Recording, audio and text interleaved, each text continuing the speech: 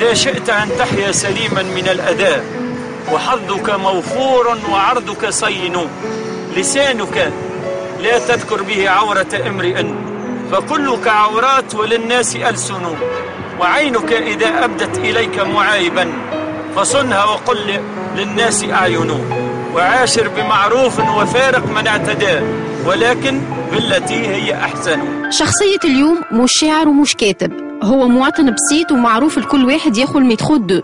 ببساطة هو بياع شوينغوم عم عبد الرزاق اللي حبينا نشوفوا نهاره كيفاش يتعدى. ربي العمل عليك، توكلنا على الله.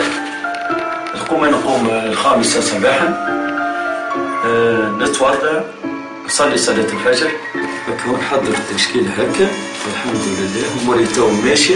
كنت نخدم في التوريزم، الفترة نتاع التوريزم فات، قعدت في فترة فراغ. قلت طيب فترة فراغ وانا عندي مسؤولية وعندي صغار وعنده واجب لازم يقوم به، ما نجمنيش نقعد قاعد. نخمم بيني وبين روحي كيفاش الطريقة اللي تدخل بالي. جاتني الفكرة هذه نتاع المترو، باش نبيع الشنغون في المترو. ساعة ورا ساعة ومترو ورا مترو عم عبد الرزاق وهو يمارس في الخدمة هذه اللي هي مورد رزقه الوحيد. ألفاظه من قاموسه الخاص تعرف بها وعلمها حتى للركاب. شنو رايك في التشكيلة؟ عالمية. أكسيون.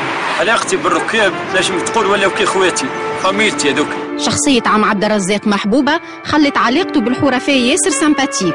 باي باي يا جماعة، أكسيون عالمية.